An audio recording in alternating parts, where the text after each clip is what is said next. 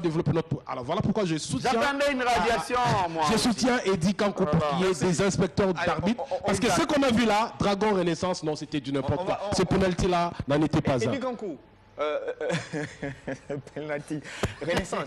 Mais cette saveur, on le sait, vous déplorez les stades vides aujourd'hui. Mais pensez-vous que sans Renaissance, cet engouement qu'on a retrouvé ici à Kinshasa, les serait? En tout cas, Renaissance doit exister. Ouais. Si Renaissance existe, l'engouement du football existe. Parce que je l'avais rappelé la fois passée que les derbies n'étaient plus avec club SMP. C'est maintenant aujourd'hui avec club Renaissance, SMP Renaissance. Là, vous voyez même les amoureux du football ressuscités dans leur séjour de mort. Vous comprenez? Et envie de venir au stade suivre les matchs Renaissance des SMP. Là, l'engouement. Je ne parle pas du terrain, mais du gradin. Faldo, j'aimerais parler du comité olympique congolais, de la sécofeuille du ministère. Je suis au niveau du comité olympique congolais. En fait, ça me dépasse, c'est au-dessus de moi. Je vais citer des noms. Bon, malheureusement, tantôt quand nous sortons, Valdo me tire derrière, il faut avoir des retenues. C'est fort que moi-même, des fois, je vais au-delà. Je ne supporte pas l'injustice. Je suis contre l'injustice. Le président du comité olympique congolais s'appelle Marcel Amos Mbayo Kitenge. Le conseiller du ministre en charge des Finances s'appelle Marcel Amos Mbayo Kitenge. Vous ne pouvez jamais aujourd'hui dire que si ça ne va pas, on peut le soupçonner. Pourquoi ne pas citer le nom de Marcel Amos Mbayo? Pourquoi pas? On ne vous l'a pas interdit. Voilà. Vous comprenez? J'ai senti mes co-débatteurs parler. C'est pire. C'est pur soupçon. C'est comme si vous hésitez. Non. L'homme est lié à sa fonction. Le monsieur qui est là s'appelle Mbayo. Pourquoi on doit craindre de citer son nom? On cite son nom. Oh, Eddie Kankou. Je n'ai pas entendu du présentateur. Je n'ai pas entendu du présentateur. Eddie Kankou, ne menacez pas vos co-débatteurs sur ce plateau. Je ne menace pas. Vous avez droit à protéger vos co-débatteurs. Eddie Kankou. Mais j'estime à mon humble avis. Allez-y. J'estime à mon humble avis que l'homme est lié à sa fonction. Tout à fait. Et la personne de Marcel Amos Mbayo Kitenge est liée à sa fonction le financier du ministère, d'ailleurs le plus vieux. Je crois que si je compte 6 ministres, Mbayo est toujours financier. Donc il maîtrise bien le rouage. Il maîtrise bien le rouage. Taekwondo, c'est parmi les disciplines financées par l'État congolais. Parmi les 4. Les 4 disciplines financées par l'État congolais. Les handball, voilà. Les cyclistes. Il y a des disciplines qui ne sont pas financées par l'État congolais, mais qui bénéficient l'État les cas de l'électricité, l'État associé. On venait d'organiser une grande messe ici à Kinshasa qui a financé, c'est l'État. Par les trichements du ministère des Sports. Les États financiers ont été réalisés par M. Amos Marcel Mbayo. Aujourd'hui, si la FECOT peine pour mobiliser les fonds pour aller, moi j'accuserai, d'abord je suis au niveau du ministère, et où je sens un silence radio du côté du ministre qui est censé arbitrer même les conflits. Le rôle du ministère des Sports, c'est aussi venir arbitrer quand ça ne va pas. Mais apparemment, le ministre Niango s'est choisi un camp. Est-ce qu'il y a un conflit? Non. Olivier, laisse-moi terminer, Olivier. J'ai laissé le temps. Eddie, je vais vous laisser parler. Quand vous dites qu'il y a un conflit, est-ce que...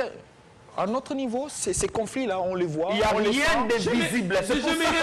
C'est pour ça qu'on parle de soupçons, Eddie. Je me remets à Thomas Hop. On soupçonne, mais on n'a pas de fait. Je me remets à Thomas Hop qui renseigne que tout malentendu est un conflit. Tout malentendu est un conflit. Il y a des... le malentendu alors, pour qu'il y ait conflit. Olivier, démontre-nous le malentendu, oui. La police du débat, c'est Valdo. Avant de me poser les sites, allez-y, Olivier, ayez vos apaisements. Olivier a dit quelque chose de très important. Oui. Il faudrait dénoncer. Si ça ne va pas, c'est à la fédération, à la FECOT, de dénoncer et d'amener ces dossiers au niveau. On a condamné la nonchalance du président de la fédération qui. Moi, je ne suis pas journaliste de la fédération de taekwondo. Personne n'est journaliste d'une quelconque fédération ici. Tonda qu'il est où comme mon professeur de la presse écrite, il est aujourd'hui secrétaire général académique à l'IFASIC. Il m'a dit un journaliste va au-delà de ce qui est dit et ce qu'il voit. Moi je vais au-delà.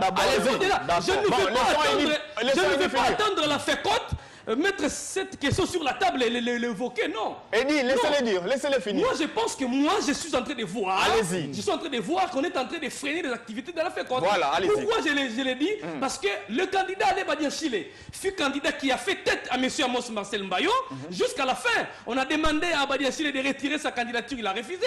Il a fait face à un groupe de présidents des fédérations. Nous le savons. Aujourd'hui, si les activités freinent, je ne me gênerai pas de dire que c'est aussi par rapport à son comportement. Il est en train de payer par rapport à ce qu'il a fait. Le monsieur qui gère les comités olympiques aujourd'hui, c'est le financier du ministre. Je vois que ça passe comme ça et le ministère qui est censé aussi arbitrer, apparemment c'est comme si Papi Niango qui est le ministre des Sports s'est choisi un cas. Apparemment, je ne dis pas que c'est vrai. Allez-y. C'est choisi un cas de rester du côté de la mouvance. De son financier. De la mouvance, voilà. Qui est le président du comité olympique congolais. De la mouvance. Or, on ne voit pas la tête. Vous venez de dire tout à l'heure une chose de très importante. Il ne faut pas voir les têtes des individus, plutôt la discipline. Or, le taekwondo fait partie des disciplines financées par l'État congolais. Pourquoi cette discipline doit peiner pour organiser? Non, je crois que... Ça n'a même pas organisé le championnat national. On doit maintenant... On doit interpeller... Le comité olympique congolais doit interpeller à ce moment... l'État pour n'avoir pas financé.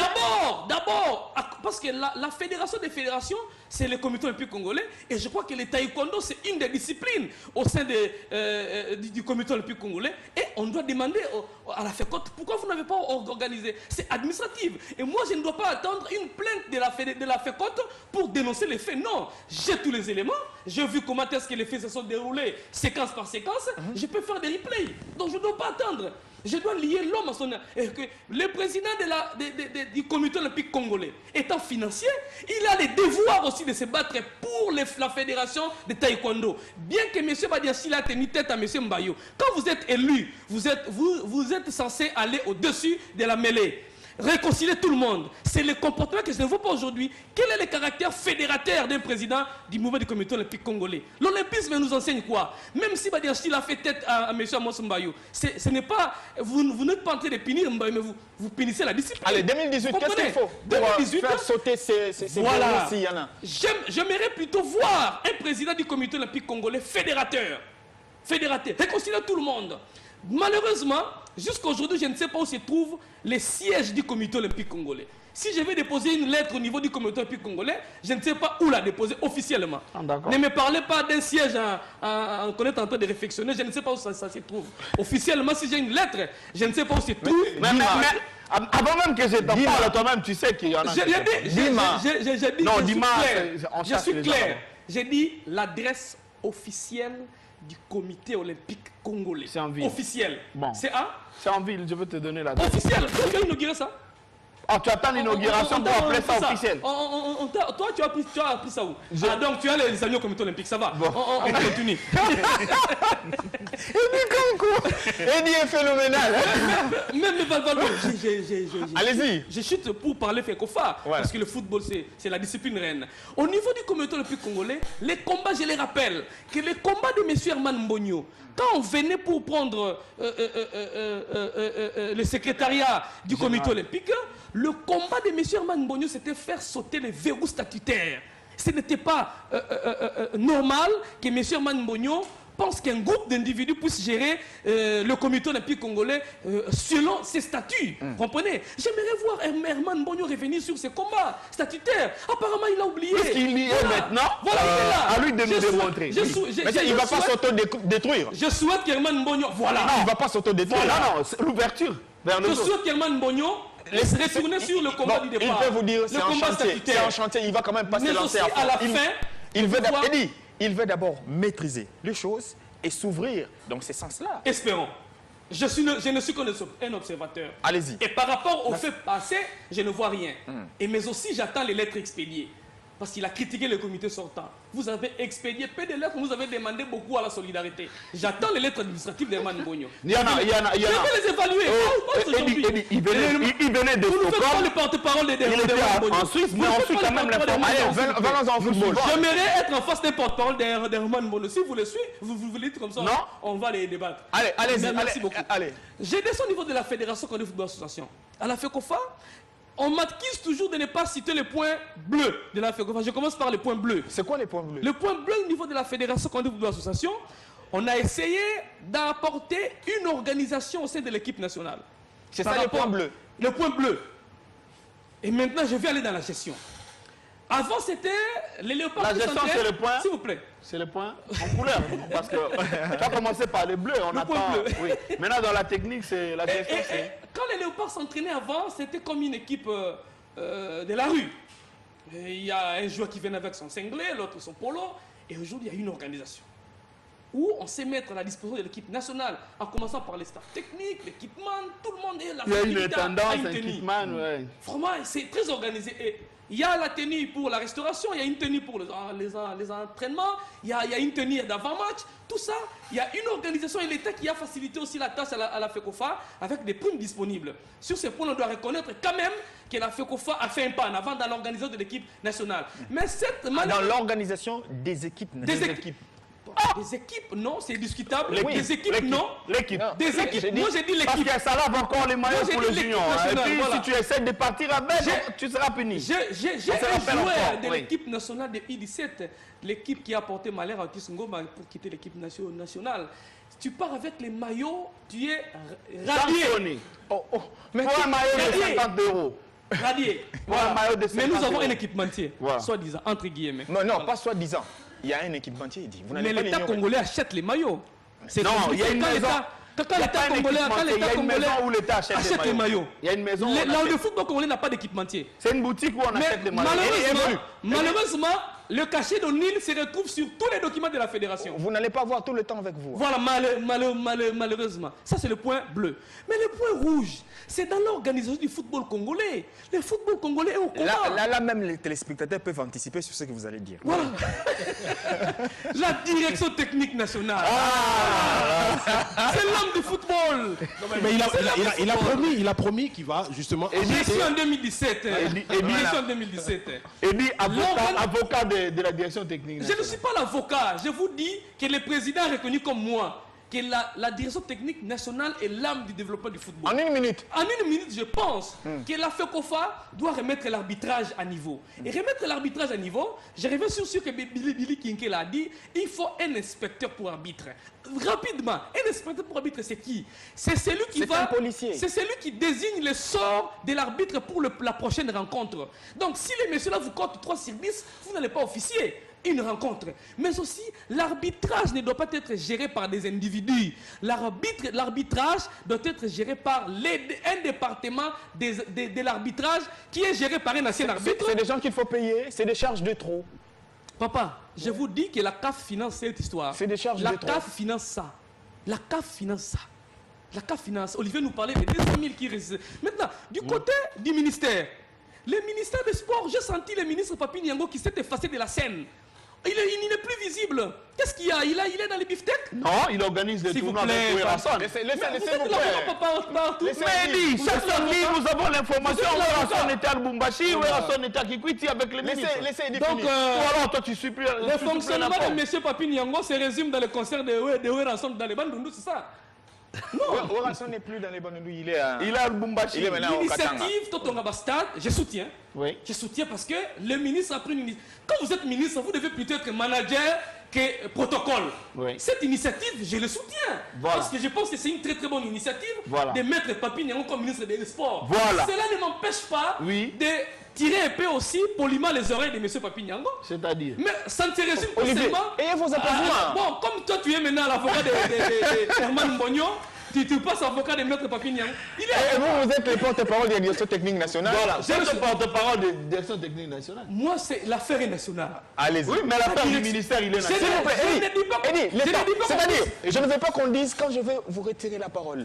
Donnez à Billy Kinkel la qu'on me dise non, parce qu'on veut parler de J'ai terminé. Voilà. Je termine. Vous êtes en train de gaspiller votre temps. Exactement. Paix à son âme, Banzamou Kala Isungu, de manière sourdine, jouer le rôle d'un fédérateur. Vous comprenez? Les ministres doivent l'être aussi. Ne pas se choisir un camp, parce que la vérité saute aux yeux. On sait voir là où les ministres se penchent. Quand il faut aider... C'est-à-dire, quand un parent ne s'occupe pas de son enfant, et il s'occupe des autres, les autres sont bien entretenus. On dit certainement que... l'œil de tous les fils, mais alors qu'aujourd'hui, l'ouverture des fédérations va attendre 22. Ouais. On est en plein... C'est beaucoup trop. Je ne suis pas d'accord avec ça. Et Olivier C'est beaucoup trop. Ça, c'est notre débat. Ça s'ouvre à 22. C'est notre débat. C'est beaucoup trop Je voudrais plutôt voir les ministres jouer le rôle d'un bon sans-père-pompier. Merci. Et surtout déjà en commençant par disons la fédération dont il est issu, la fédération des luttes associées, parce qu'il y a du n'importe quoi là-bas. Je ne sais pas si vous avez suivi ce qui s'est passé récemment. Alors, le président Villa a été rétabli. Bon, heureusement. Par la direction de la deuxième direction. Heureusement. Il a été établi dans pour ses 2017, je veux bien qu'on... Ouais, allez-y. Saluer ce qui a été accompli du côté de la fédération de volley. Il ne faut pas passer en outre. Hein. C'est disons, ce congrès de la KVB qui s'est tenu ici. J'ai compris qu'il fallait. J'ai compris qu'il fallait un peu. Et ça, je crois que c'est comme leçon. Hein. C'est les autres disciplines doivent en tirer également. Ce côté managérial en fait de dirigeants de certaines fédérations. Quand vous avez Christian Matata qui arrive, quelqu'un qui en est, je crois, à sa deuxième année. Sa deuxième année à la tête de cette fédération, mais réussir à organiser ce congrès d'aussi belle manière, moi je crois que ça a salué. Donc le côté managérial, c'est ce qui les autres présidents, les autres responsables de fédération peuvent comprendre. Il suffit d'un peu de sérieux pour que la discipline puisse se relancer, même si sur le terrain, j'attends encore de voir, parce que j'ai eu comme l'impression en 2017, c'était plus le côté visibilité, marketing de la discipline, alors que la discipline elle-même, jusque-là, les résultats ne suivent pas. Mais on ne peut pas quand même... Oui. S'il faut compléter en termes de résultats, bon, c'est vrai, 2017, ça a signé également le retour des équipes nationales sur la scène continentale dans les deux versions. On va le dire comme ça. Il y a pas mal. Les beach volley également, c'est également bien complété. Mais non, on veut commencer là-bas alors qu'on pouvait commencer dès les bas âges, des tournois dans des écoles, des tournois... Vous dites bien que c'est qu'une année. J'ai comme l'impression on a voulu aller plus haut alors qu'on pouvait commencer un peu plus bas. Je suis d'accord avec Billy Bado. On ne peut pas aller chercher les titres à l'échelle internationale alors qu'on n'a pas préparé au niveau. C'est sans support. C'est-à-dire que la chute, elle sera libre. On ne peut pas directement aller commencer à l'échelle mondiale. Comment on va aller à la Coupe du Monde si on n'a pas les bases, les fondamentaux? Quand vous regardez, il n'y a que deux clubs dans la version masculine et féminine, deux clubs qui émergent, alors que l'écart est assez criant entre ces deux clubs-là qui ont pratiquement fait 5 ans en train de trôner sur la discipline par rapport à d'autres clubs qui ne suivent pas justement. Alors, je voudrais revenir également, si vous le permettez, nous sommes toujours à bâton rompu, je crois. Le topo n'a pas changé. 2017 a une année triste sur le plan football. On ne va quand même pas aussi passer outre l'élimination de la RDC. L'élimination de la RDC à la Coupe du Monde. Pour une fois, on a tous rêvé, nous autres qui n'avons pas vécu en 74, peut-être Olivier ou Valdo. Non. Ne me ramenez pas là-bas. En 68. Cette champagne, vous allez donner plus de 40 ans. Oh là là. Je suis vieux, mais je n'ai pas encore 40 ans. Non, dissipé, j'aurai 40 ans. Oui, on a tous rêvé, en tout cas, d'assister pour une fois, pour nous autres, à une compétition, disons à la Coupe du Monde, mais encore une fois, suite à certains choix qui sont discutables, des part et d'autres, au niveau de la fédération. De la direction technique. Donc, Eddie veut dire direction technique nationale. Et de la part du staff aussi. Il est déjà la défensive. J'espère qu'on a tiré des leçons parce qu'on a remporté le Chan en 2016. Je vais bien. Ne jouez pas avec les mots. Quand vous dites vous espérez, c'est une obligation de tirer des leçons. Voilà. Ça doit être une obligation pour baliser. Mais malheureusement, c'est justement là où je voulais en arriver. Si ce n'est pas fait, malheureusement, j'ai comme l'impression qu'on n'a pas tiré des leçons. La preuve, c'est que la fameuse évaluation dont on a parlé a été, plutôt que d'être faite par une direction technique nationale, a été faite par la fédération. Ce qui fait que c'était... L'évaluation, on va la faire chez vous? C'est à vous qu'on va faire l'évaluation? Voilà. Donc, un entraîneur expatrié qui nargue la direction technique nationale. Non, je ne voudrais pas revenir sur ces propos de Claude Leroy. Et ce qui fait qu'on a été trop clément. Tout le monde peut s'en rendre compte qu'on a été trop clément envers le staff actuel des Léopards qui, malheureusement... Clément? Mais oui. Mais laissez-les expliciter. Okay. Non, mais parce que tout le monde sait que c'est à 80% l'actuel staff des Léopards de la RDC. Qui n'a pas atteint un objectif. Quel objectif? S'il vous plaît, ayez vos apaisements. C'est Billy qui a la parole. Billy. Voilà, faux. Alors, non, mais Kankou, vas-y.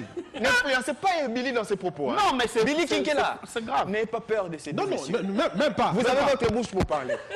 Je dis... Argumente. Je veux pas dire que l'actuel staff n'a pas atteint ses objectifs, mais en tout cas, certains choix de l'actuel staff des Léopards nous ont fait rater. Laisse à désirer et nous ont fait rater cette Coupe du Monde et on attendait une évaluation sérieuse, tirer des leçons. C'est pas parce que c'est Florent Ibenge. Comme quel choix? Hein? Comme Kankou, tout à l'heure. Non, c'est pas Eddie de poser de questions. Voilà. Tout à Merci. Bon, Eddie veut parler de choix, je me souviens. Lui et moi avons passé une émission sur Raga Télévision où on a parlé justement... Ne réduisez pas cette émission à vous deux. Voilà. C'est de nombreux de milliers de téléspectateurs qui vous suivent. Donc, des leçons n'ont pas été tirées, malheureusement, de la part de la FECOFA. Alors qu'on devait tirer des leçons, parce que là, c'est déjà engagé pour les éliminatoires de la CAN. Alors que la plupart des cadres, l'impression que moi j'ai, la plupart des cadres, vous n'avez qu'à voir la dernière convocation pour le dernier match des éliminatoires, la Coupe du Monde. On nous a balancé des raisons ici, des joueurs qui étaient malades, alors que le week-end suivant, on les a vus jouer. Je pose la question, il faut alors prendre ça. Incapable de qualifier un pays à la Coupe du Monde. Bande des inconscients. Tous. Allez, bon. Là, Bakambo l'a reconnu, hein. Tous. Il a reconnu. Oui, ça c'est caché mais non, c'est une grosse bêtise. Et ils ont tous commencé à reconnaître. Olivier, je vais demander à Olivier, s'il vous plaît, s'il vous plaît, je vais demander à Olivier sur mon plateau de retirer d'abord ses propos pour qu'on avance. Exactement. Pour des garçons qui ont consenti autant de sacrifices, pour des garçons qui ont consenti autant de sacrifices, mais quand le joueur... J'ai été blessé. Nous sommes nombreux à avoir été blessés. Moi, je n'ai pas d'eau. Maintenant, différent. En fait, c'est différent. Avant qu'on avance, hein, vous pouvez retirer ça. Bon, je prends le propos de Pokou. Retirez simplement. Je retire comme Pokou. Je vais retirer comme Pokou. Pokou a dit ceci. Je présente mes excuses aux Congolais. Donc, vous à présentez toute la vos population, aux joueurs. À toute la population qui a cru en une Coupe du Monde et que malheureusement, nous, on n'y a pas cru. Voilà. On était sur le terrain, mais on ne croyait pas qu'on pouvait aller. Non, mais attends, on voulait de la Coupe du Monde sans donner ce que demande une Coupe du Monde. Allez, merci. Et voilà, ça c'est beaucoup. Allez, il est capitaine d'un grand club en Belgique. S'il vous plaît, s'il vous plaît, s'il vous plaît. Bon, c'est vrai. Nous n'allons pas prendre tout le temps sur ces plateaux. Si vous regardez l'heure nous chasse. Mais je n'ai pas encore parlé. Il a pris 12 minutes. Bien suivi les temps. Attendez. Et il n'en nous reste que 7. Dans la vie. Et à la limite. Si vous dites aux Américains, on a donné 54 États et au Congo, on a donné 26 provinces. Ce n'est pas nous, Dieu. Le Congo est un sous-continent qui détient Dieu. Non. Maintenant, Olivier Pengo, je ne me suis pas passé pour Dieu, mais je vais simplement dire qu'on n'aura jamais tous les temps. Mais c'est flagrant. Je veux simplement dire que chacun, une minute pour qu'on en finisse. Regardez. Lui, il a déjà pris 2 minutes. Moi, je prends les 2 minutes. Non, il ne faut pas lui donner. Lui, il parle en dernier. Olivier Pengo, on va lui accorder. Une minute. Il y a eu des choses que je n'ai pas aimées quand j'ai appris, par exemple, à la fin de l'année, que le pays devait passer de 4 disciplines à 22. C'est beaucoup trop, M. Papignan. C'est beaucoup trop, M. Okito. C'est beaucoup trop, toi, Herman Mbonyo. Parce que je me rappelle bien, on a assisté dans un tableau que tu nous as brossé avant d'être au comité olympique, qu'il n'y avait pas plus de 10 disciplines où il y avait réellement des fédérations fiables et viables. La fiabilité et la viabilité est exigée avant qu'on déverse de l'argent sur une structure. Des fédérations en mallette vont commencer à bénéficier de l'argent. Je ne suis pas contre une discipline quelconque, mais je prends l'exemple. Épargnez-nous. Non, je suis désolé, parce que nous devons dénoncer et aider ces pays à faire développer. Bon, allez-y. Je prends le cas de la fédération de natation. Qui connaît une piscine olympique au Congo capable de permettre à cette discipline d'émerger? C'est le fleuve, oui. On a le fleuve qui traverse tout le Congo. Mais nous n'avons pas des endroits dans ces pays, des bassins olympiques où réellement cette discipline devait se développer. Dans un pays sérieux, monsieur Barthélemy Okito, parce que vous êtes quand même le technicien, le chevronné qui est censé orienter les ministres sur ce genre de choses. Dans un pays sérieux, aurait-il la délégation du pouvoir? En attendant qu'on puisse avoir les infrastructures. La reconnaissance des disciplines, disaient il y a quelques années d'autres ministres, devait partir d'un minimum de 6 sur 11 provinces. Maintenant, on en a 26. Oui, maintenant on en a 26. Est-ce que vous êtes capable de nous trouver 4 provinces dans ces pays où la natation peut se pratiquer correctement? Ce n'est pas parce que le comité, la CIO découvre sur un athlète congolais en natation les potentiels de devenir réellement un athlète capable de compétir à l'échelle internationale qu'il faut faire de ça une discipline. Mais